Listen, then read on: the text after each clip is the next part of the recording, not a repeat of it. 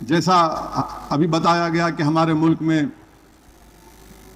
بقرعید آئی، رمضان آیا، بس شروع ہو گئے اذان پہ تکلیف، نماز پہ تکلیف۔ آخر کیا ہو گیا تم لوگوں کو؟ انگریزوں سے جب لڑ رہے تھے تو یہی مسجدوں میں ٹھہر کر علماء کرام نے جہاد کا فتویٰ دیا تھا انگریزوں کے خلاف۔ علامہ فضل حق خیرآبادی رحمۃ اللہ علیہ، علامہ کافی رحمۃ اللہ علیہ، ایسے سو ہزاروں علماؤں نے اپنی جانوں کو قربان کر دیا۔ آج تم ہم کو بول رہے ہیں اذان پہ یہ مسئلہ، نماز پہ مسئلہ۔ اچھا، وہ جو یاترا چلتی اتراکھنڈ سے دلی تک پوری روڈ بلاک ہو جاتی، اس پہ کوئی تکلیف نہیں ہے آپ کو؟ بیچ میں پنڈال ڈال دیتے، اس پہ کوئی تکلیف نہیں ہے آپ کو؟ یہ بات سچ ہے، نماز ہوتی روڈ پہ کتنی دیر ہوتی بھائی میرے؟ روز کا تو نہیں ہے نا، جمعے کا ہوتا یا پھر عید کی ہوتی، چلے جاتے مل کے۔ یہ بھارت میں تو ہر مذہب کا تہوار تو روڈ پہ بھی ہوتا ہے نا، اس کو نہیں دیکھتے، اس کو نہیں دیکھتے، آنکھ اندھی ہو جاتی ہے۔ بدنام کرو مسلمانوں کو، نہیں نماز۔ ارے بھائی یاد رکھو، تم کچھ بھی کر لو، ہم نماز نہیں چھوڑیں گے انشاءاللہ تعالی۔ بلکہ کئی نوجوانوں سے، 16-17 سال کے بچوں سے میں ملا جو میرے کو آ کے بولے، اسد صاحب ہم نماز نہیں پڑھتے تھے، مانے کبھی پڑھتے کبھی نہیں پڑھتے تھے، مگر یہ جو روز ٹی وی پہ دیکھ رہے نا، اب ہم نماز پڑھیں گے انشاءاللہ جا کے مسجدوں میں اپنی۔ ارے تم نماز تمہاری تکلیف، اذان تمہارے لیے تکلیف نہیں، کسی سے تکلیف نہیں ہے تو نہیں مودی کے بھاشن سے تکلیف نہیں ہے ان کو۔ ایک تماشا بنا کے رکھ دی ہے پورا ملک میں۔ کسی ہمارے ہندو بھائیوں کا تہوار آتا، نہیں انڈے نہیں بیچنا، گوشت نہیں بیچنا، چکن نہیں بیچنا۔ کیا ہے؟ کون سا قانون ہے یہ؟ کیا کریں گے آپ؟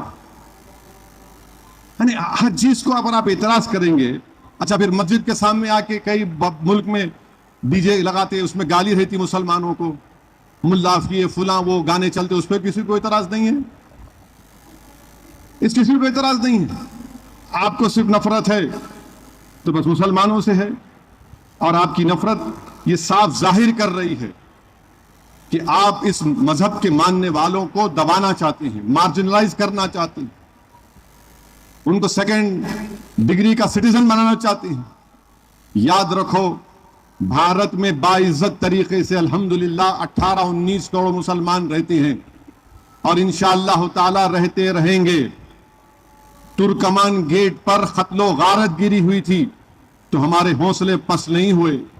ملیانہ ہاشم پورا ہوا، مار کر ہماری لاشوں کو ندی کے کنارے پھینک دیا گیا تو ہم نہیں ختم ہوئے۔ نلی کا میسیکر آسام میں ہوا، قریب 10,000 لوگ مارے گئے، ہم مرے نہیں، ہم زندہ رہے۔ یہ چیزیں مت کرو آپ۔ اور یہ کیوں کی جا رہی ہیں بتا رہا ہوں آپ کو میں۔ 22 لاکھ بچے نیٹ کا ایگزام لکھے، پیپر لیک ہو گیا، کینسل ہو گیا، تو بجائے ان بچوں کی تکلیف کو دکھانے کے، یہ جو ٹی وی پر 6 بجے 9 بجے اور 10 بجے جو بیٹھتے ہیں، ان کو لگا کہ نہیں حکومت موڈی کی ہے، موڈی کو نہیں دکھانا۔ ان 22 لاکھ بچے جن کے ماں باپ کم سے کم 2-2 لاکھ روپے خالی کوچنگ سینٹر پر قرضے لے کر اپنے بچوں کو پڑھاتے ہیں، ان کی تکلیف کو نہیں دکھانا۔ یہ دکھا دو، مسلمان کو دکھا دو، دیکھو روڈ پہ آ گیا، دیکھو اذان تک تکلیف ہو رہی ہے، دیکھو گوشت کھانے سے تکلیف ہو رہی ہے۔ ارے تم اس دیش سے محبت کرتے ہیں نفرت کرتے؟ بتاؤ ہم کو۔ کوئی جانے والا نہیں ہے، اب دوسری ہجرت نہیں ہوں گی انشاءاللہ تعالی۔ آپ ختم کرنا چاہ رہے تو آپ کے اختیار میں ہے، آپ اگر ظالم بننا چاہ رہے تو ظالم بنو، مگر ہم جانے والے نہیں ہیں یہاں سے۔ اب یہ ملک ہمارا ہے اور ہمارا رہے گا انشاءاللہ تعالی۔ ہم جمہوری طریقے سے اپنی لڑائی لڑتے آئے اور لڑتے رہیں گے انشاءاللہ تعالی۔ تم کیسے میری مذہبی آزادی چھین سکتے؟ کیسے چھین سکتے آپ؟ خالی اذان کی آواز سے تکلیف، لفظ مسلمان سے تکلیف، کتنی نفرت کرو گے؟